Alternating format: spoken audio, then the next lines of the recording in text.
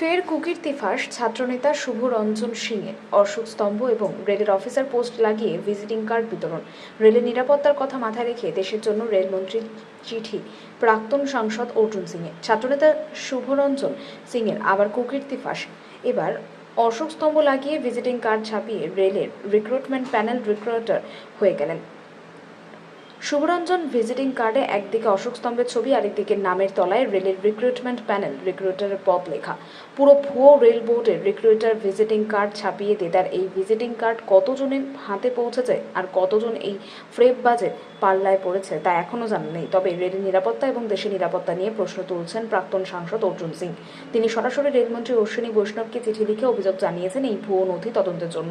এমনকি সিবিআই তদন্তেরও জানিয়েছেন রেল বোর্ডকে। তবে এই ভুয়ো রেলের নথি দেখিয়ে মোটা টাকা প্রতারণার ছক দাবি সিপিআইএম নেত্রী গার্গী চট্টোপাধ্যায়। তিনি বলেন, তৃণমূল মানেই তোলাবাজি, আর সেই তোলাবাজি করতে এই ভুয়ো নথি ছাপিয়ে সর্বত্র ছড়াচ্ছে শুভরঞ্জন সিং। ইস্টার্ন রেলওয়ে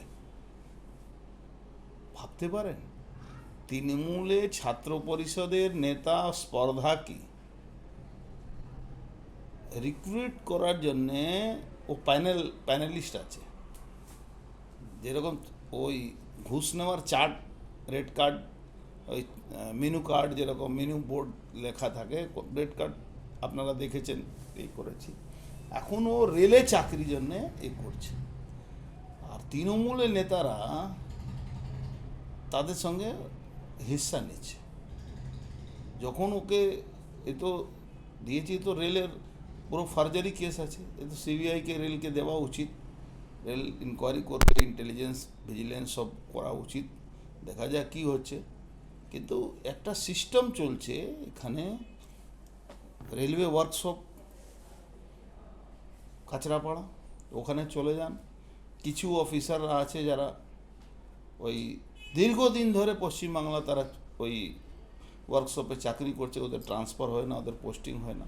তারা এখানে বসে বসে একটা নেক্সাস তৈরি করেছে, ওই জাল পেপার বানিয়ে চাকরি পাইয়ে দেওয়ার, আপনার কার্ড বানিয়ে লোহা চুরি। তো ওখানকার এমএলএ তত্ত্বাবধানে লোহা চুরি হয়ে, জানেন সবাই।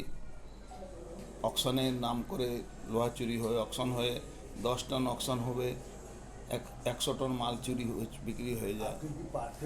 পার্টিকুলারলি শুভরঞ্জন সিংয়ের নামে কি রেল দপ্তরে চিঠি পাঠিয়েছে? হ্যাঁ, ওর নামে কি করে এটা এই লোগোটা ইউজ করতে পারে কি কেউ লোক যে রেলে চাকরি করে না?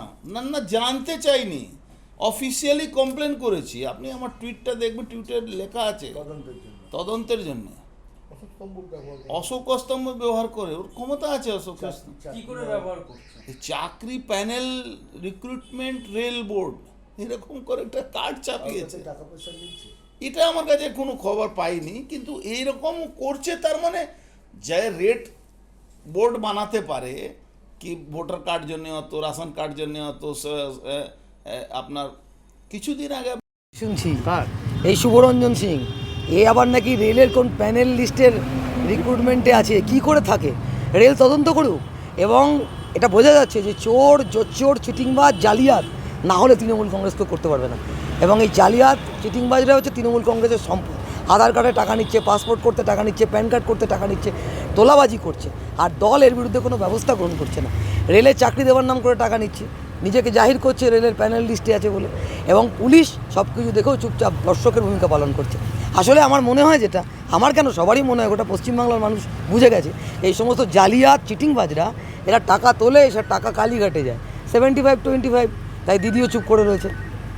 এর সাথে তো অনেকের ছবি দেখা যাচ্ছে, অনেক ছবি আছে এর সাথে। একটা তৃণমূলের নেতা শুধু নয়, একটা বড় তোলাবাজ।